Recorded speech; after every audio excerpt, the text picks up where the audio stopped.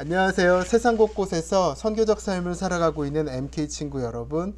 저는 IBA 사무총장으로 섬기고 있는 이다니엘 목사입니다. 여러분과 벌써 6주간째 그 선교적 삶에 대해서 이야기를 하고 있는데, 오늘은 BAM, 비즈니스 애즈 미션에 대해서 나눠보려고 합니다. 앞에서 성경적 세계관, 또 일터와 노동, 어떤 선교적 삶, 이런 것들을 쭉 다뤘는데, 이런 것들이 결국은 비즈니스 애즈 미션을 준비하기 위한 전초 단계였다라고 설명할 수 있고, 이제 그것에 대해서 제가 구체적으로 좀 나눠보려고 합니다. 제가 일하고 있는 곳은 IBA라는 곳입니다. International BAM Alliance입니다. 인터내셔널이라는 것은 이 BAM을 풀어가는 데 있어서 전 세계에 있는 크리스천들이 같이 이렇게 연대해 있다라는 것이고, 얼라이언스라는 것은 이 BAM을 한국에서 풀어갈 때 그냥 특정 선교 관심자들뿐만이 아니라 조금 구체적으로 크리스천 기업가들이 함께하고 있고, 교회 목회자들이 함께하고 있고, 또 선교단체 리더들, 현장 선교사들이 함께하고 있다라는 것입니다. 그래서 이 BAM을 어떤 사람은 뱀으로 읽기도 하고, 어떤 사람은 또 밤이라고 읽습니다. 그래서 뭐 뱀이든 밤이든 한국어 어감으로 하면 그렇게 썩 어감이 좋지는 않은데, 그래서 이도저도 아닌 사람들은 BAM이라고 그렇게 읽는 것 같아요. 이제 저는 뱀이라고 하도록 하겠습니다. 그래서 비즈니스 애즈 미션에 대해서 여러 정의가 있을 수 있지만, 여러분에게는 이렇게 소개하고 싶습니다. 비즈니스 세계 속 선교적 삶.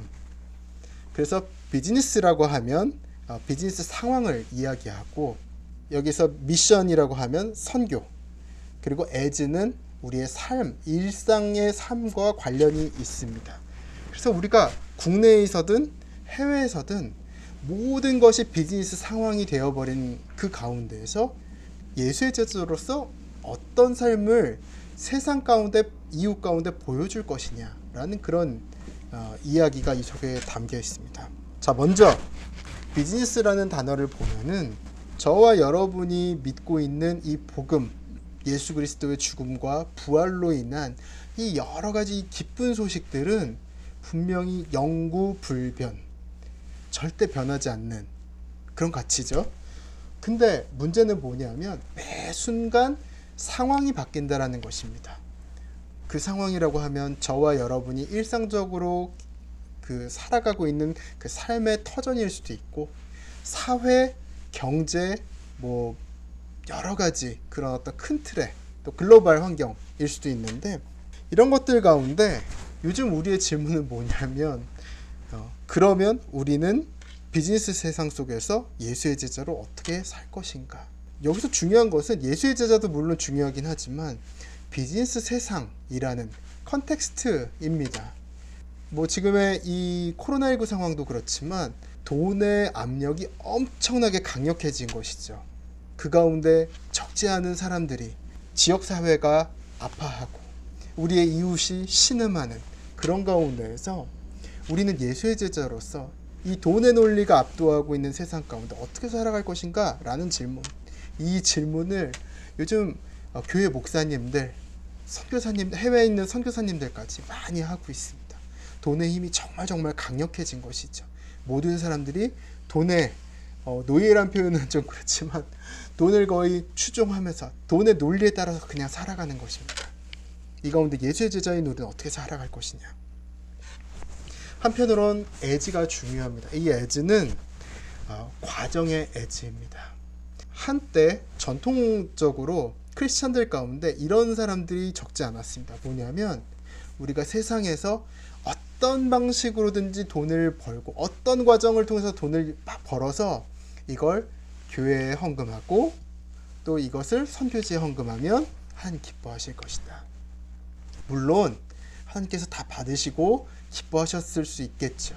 그러나 지금은 애즈의 시대입니다. 애즈의 시대. 애즈는 뭐냐면 과정에 대해서 질문을 하는 것입니다. 당신이 그렇게 벌어온 그 돈은 어떤 과정으로 벌었어? 하나님께서 정말 받으실 만한 그런 과정인가? 그런 일상인가? 그런 인간관계인가? 그것을 묻는 것이죠. 그래서 지금 이제 선교에서 가장 중요한 질문은 돈 여전히 중요할 수 있겠죠. 돈이 있어야지 이것저것 뭐 누군가를 도울 수도 있고 무언가를 할 수도 있지만 가장 중요한 것은 삶이다. 국내에서 우리가 기업 환경에서 누군가와 안 믿는 누군가와 마주칠 때 우리의 삶을 보여줄 필요 있는 것이죠. 해외에서도 마찬가지로 어떤 비즈니스 환경 가운데 나의 삶을 현지인들에게 날마다 노출시키는 것입니다. 아까 이야기했듯이 그 모든 환경들은 어떤 환경이냐면 비즈니스 환경인 것입니다. 비즈니스 환경에서 하루하루 가운데 우리가 크리스찬으로서 어떻게 의사결정을 하는지, 우리가 어떻게 재정을 지출하는지 이런 것들에 대해서 안 믿는 사람들이 다 본다라는 것입니다. 그래서 라이프 스타일이 중요한 시대다. 다음은 미션입니다. 우리가 전하려고 하는 그 복음이 어떤 복음인가라는 것에 대한 이해가 필요한데 적지 않은 사람들은 하나님의 나라라고 할 때 우리가 나중에 죽어서 갈 곳으로 이해하는 경우들이 많이 있습니다. 물론 그것도 맞습니다. 하나님 나라는 미래성을 가지고 있어서 우리가 죽은 다음에 정말 하나님과 영원히 살 그곳을 의미하기도 합니다. 그러나 한편으로 예수님이 선포하신 복음에서 이야기하는 하나님 나라는 뭐냐면 현재성을 가지고 있습니다. 현재성. 지금 여기에 문제를 가지고 있으면서 우리 안에 시작된 이 하나님 나라의 이 하나님의 통치가 어떻게 세상 가운데 드러나느냐. 그래서 가장 가까이는 나의 형제와 자매를 변화시킬 수 있고 내 근처 직장을 변화시킬 수도 있지만 사회적 변혁, 환경적 변혁, 그리고 경제적 변혁 이런 우리가 살고 있는 모든 영역까지 퍼져나갈 수 있는 것이 바로 하나님 나라다라는 이것을 보고 총체적 선교라고 합니다. 선교를 할 때 단순히 영혼 구원만을 위해서 선교하는 것을 넘어서 당연히 중요하지만 우리 크리스찬들의 삶을 통해서 사회가 어떻게 변하느냐, 환경이 어떻게 변하느냐, 또 경제가 어떻게 변하느냐. 크리스찬들이 저와 여러분이 청지기인데 정말 우리가 하나님께서 우리에게 정복하고 다스리라 라고 했을 때 주어진 그 자연 만물, 이 기후에 대한 부분까지 우리가 이것을 정말 소중히 여기면서 청지기로서의 사명을 만약에 다 했다라고 한다면 지금의 우리가 전 글로벌 사회에서 계속 문제시되고 있고 우리가 피해를 당하고 있는 이런 기후변화라든지 환경 파괴 이런 것들은 없겠지요. 우리 가운데 크리스천들에게 주어진 책임은 사회적 책임, 환경적 책임, 경제적 책임까지 다다른다라는 것이 이 미션이 뜻하고 있는 것입니다. 그래서 이런 선교적 삶을 우리가 이야기할 때 저는 이제 다음 주부터 우리가 더 깊이 여러 사례들, 여러 기업 사례들을 보겠지만 우리가 선교적 삶을 산다라고 할 때 여러분이 세 가지를 기억하면 좋을 것 같습니다. 첫 번째는 지속 가능한 삶입니다. 저와 여러분의 삶은 지속 가능해야 합니다. Sustainability, 계속 유지가 되고 계속 성장하고 발전해야 한다라는 것이죠.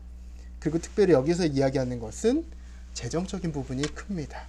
그래서 우리가 1박 2일 살고 끝날 인생이 아니잖아요. 내년, 내후년.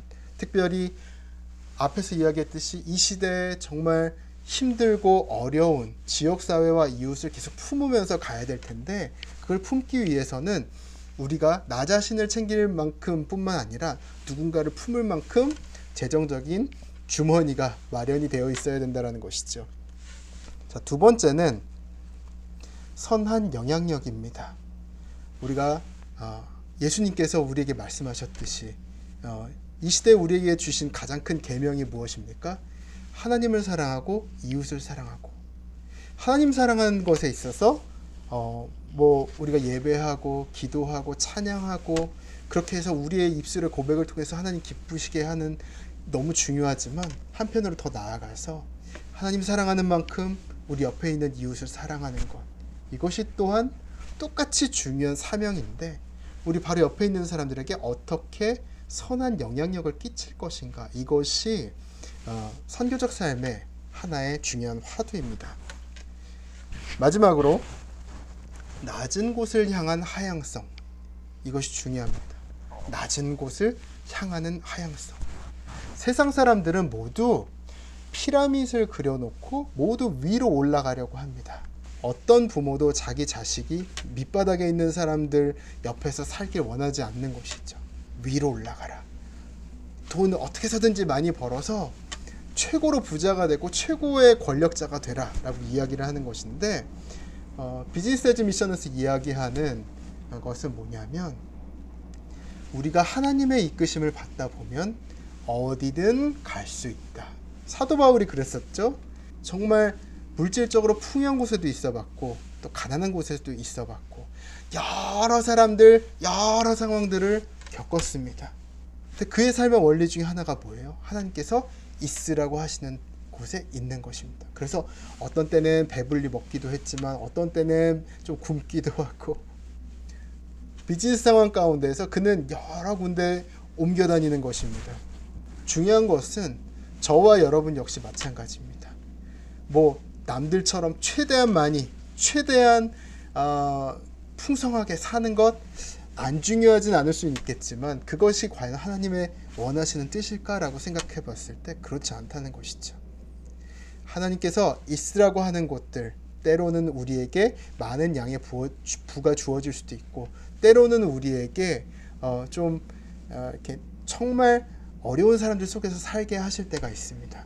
중요한 건 뭐냐면, 언제 어느 자리에 있든지 간에 사회적으로, 경제적으로 어려움 가운데 있는 사람들과 함께 하는 것, 우리의 시선이 그곳에 고정되어 있는 것입니다. 그래서 이 지속 가능성과 선한 영향력, 낮은 곳을 향한 하향성, 이 세 가지를 여러분이 좀 기억하면 좋을 것 같습니다.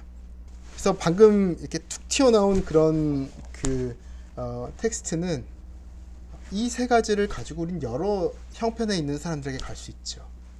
미전도 종족을 향해 갈 수도 있고, 소외되고 억압된 계층을 향해 갈 수도 있고, 어둠의 세력이 지배하고 있는 문화권을 향해 갈 수 있고, 변혁이 필요한 영역을 향해 갈 수 있습니다. 앞서 우리가 라즈만나 사역을 봤는데, 라즈만나는 어떤 곳으로 갔어요? 내전으로 인해서 민족과 민족이 아파하고 상처 가운데 쓰러져 있는 그 사람들 속으로 비즈니스를 가지고 들어간 것입니다.